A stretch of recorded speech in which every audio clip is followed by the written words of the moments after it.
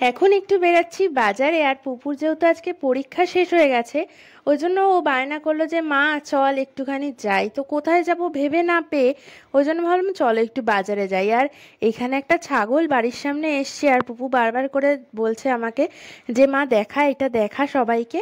এখন বেরিয়েছি একটু রাস্তায় টোটোটা নিতে, আর পুপুকে আর মাকে ওখানে দাঁড় করিয়ে রেখে এসেছি গলির সামনে আমাদের। এই যে টোটো পেয়ে গেছি, একটাই টোটো ছিল দাঁড়িয়ে, হয়তো আমাদের জন্যই ছিল। এই যে পুপু আর মা দাঁড়িয়ে আছে, এবার উঠে আসবে, যাব বাজারে। আর এখন কিন্তু ঘড়িতে 6টা বাজতে যায়। আর রোদ দেখেছো কীরকম? আর রোদ থেকে এসেই এসিতে ঢোকা না, এটা খুব একটা বাজে জিনিস হয়ে যায়। আর সবার আগে ব্যাগের ঝুড়ির মধ্যে নিয়ে নিয়েছি হচ্ছে দেখো বাসন মাজার সাবান, যেটা সব থেকে প্রয়োজনীয়, আর ওডোনিল।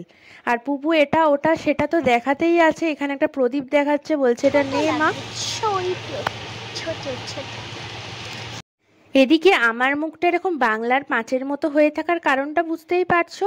এদিকে পুপু সব কিছু দেখে যাচ্ছে এখনো পর্যন্ত, আর আমি ভারী ব্যাগটা নিয়ে দাঁড়িয়েই আছে, ঝুড়িটা নিয়ে।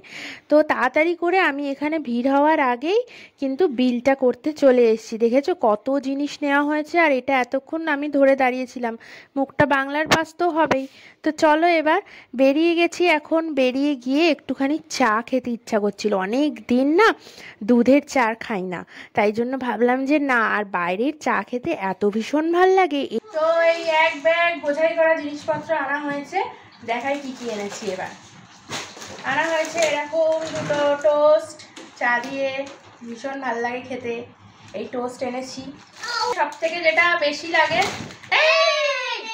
এই একটা মিষ্টি দইয়ের প্যাকেট, মানে কৌটো খাওয়ার। আর এটা হচ্ছে আমাদের টক দইয়ের প্যাকেট, রেড কাউয়ের।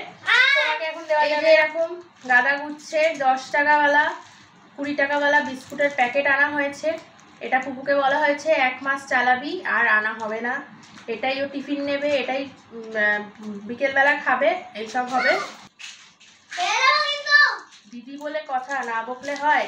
ভিডিও শুরুতেই দেখিয়েছিলাম যে ভিমবারের প্যাকেট কটা আছে, 1 2 3 4 5 6 7 8, 8টা ভিমবারের এইরকম প্যাকেট কার বাড়িতে লাগে আমাকে কমেন্ট করে কিন্তু তোমরা জানাবে। আমার বাড়িতে বুঝতেই পারছো কত বাসন টাসন মাজা হয়, সবাইকে ধরেই মাজা হয় আর কি, শুধু বাসন না। এই জন্যই এতগুলো প্যাকেটের প্রয়োজন হয়েছে। ওই যে খুলেই খেতে শুরু করে দিয়েছে আনার পরেই।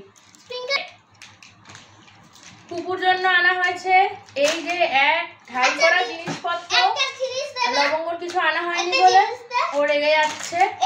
এখানে হচ্ছে মাজা, দাঁড়া, এখানে হচ্ছে একটা কি যেন চকলেট এনেছে, জানি চিনিও না। এখানে হচ্ছে পেপার বোট এনেছে একটা, এই যে এটা দেখছেন, এটা কি বলুন তো? চুপা চুপ গো, এটা চুপা চুপ, আমাকে দেখা যাচ্ছে না মুখটা। এই দেখুন আমি এনেছি হচ্ছে একটা ফ্লেক্সি। এখন খুব দেখছি সব জায়গায় যে এই ফ্লেক্সিড দিয়ে নাকি খুব চুলের যত্ন করা যাচ্ছে। আমার এই ছোট ছোট কেটে দেওয়া নিজের চুল, একাই কেটেছি চুলগুলো নিজের। এই যে ছোট ছোট চুল এত এত বড় লম্বা করতে, সেই আগের মতো, আগের ফটো হয়তো তোমরা দেখোনি, আমি শেয়ার করে দেবো পরের কোনো একটা ভিডিওতে। তো এই জন্য ফ্লেক্সিড এনেছি, যাতে চুলটা একদম এই কাগের বাসা থেকে একদম স্ট্রেট হয়ে যায়। পুজো আসছে না, তাই জন্য তোমাদেরকে শেয়ার করব কিভাবে চুলে লাগাচ্ছি, এটার কি কি দিয়ে লাগাতে হয় সবটাই তোমাদের সাথে শেয়ার করব পরের ভিডিও। আর এরকম দুটো ওডোনিল আনা হয়েছে, একটা নিচের বাথরুমের জন্য, একটা ওপরের বাথরুমের জন্য। তো যাতে বাথরুমে হিসু পটি করলেও যাতে গন্ধ না হয়, এই জন্যই এনেছি হচ্ছে এরকম দুটো রেড কাউয়ের পনির। এই যে লবঙ্গ লাভ দিয়ে উঠছে, পনিরের গন্ধ পেয়েছে যেই। এইটা বেসিক্যালি বাবার টিফিনের জন্য আনা হয়, ও তো যাতা টিফিন নেবে না। কি হয়েছে এটা তোমার জন্য, এটা বাবার জন্য। ছাদে জামা কাপড় শুকাতে দিচ্ছি, আসছে হচ্ছে বৃষ্টি, ছাদে জামা কাপড় কিচ্ছু শুকানো যাচ্ছে না। সব জামা কাপড়ে ধুয়ে ধুয়ে ধুয়ে ধুয়ে ধোয়া জামা কাপড় আবার ধুচ্ছি, আবার শুকাতে দিচ্ছি, এই চলছে খালি। তো চলো আবার কিছুক্ষণ পরে দেখা হচ্ছে। কি দেখাবো? এনেছি হচ্ছে এই একটা ব্রেডের প্যাকেট, আর এটা একটা টপ বিস্কুটের প্যাকেট এনেছি। সবই চা দিয়ে খাওয়ার পরিকল্পনা। এই যে পুপু আমাকে দেখাতে বললো, এটা কি না খেয়ে দেখালে হয়? তাই জন্য খেয়েই দেখালাম।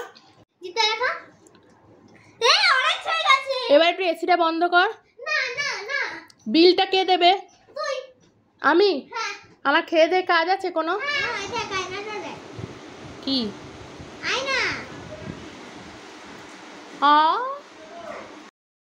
আয়নার একই হাল হয়েছে, ওই যে এসির হাওয়াটা ডাইরেক্ট আয়নায় লেগেছিল, ওই জন্য এই রকম হয়ে গেছে।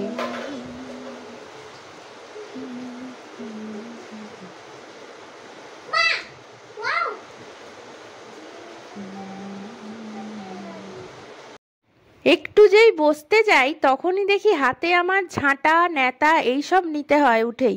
এই যে এখন পরিষ্কার করে ফেললাম। কেন ওখানে দিয়ে খেয়ে নেবে? সব সময় খাওয়া নিয়ে একটা ঝামেলা। আমাকে সব সময় এই হাতে ঝাড়ু তারপর নেতা নিয়ে ঘুরতে হয়, এই শুধু এই বাচ্চাটার জন্য। এখন নুনের ডাব্বা উল্টে দিয়েছে, এবার ঝাড় দাও। মা তো আসোই, তাই না? ব্যাপার কি রে? চুপ করে বাস। নো লবঙ্গ, নো, স্টে করো, নো, স্টে, গুড গার্ল। না, কোনো পটানো নেই, ওইসব খাওয়া যায় না তোমার।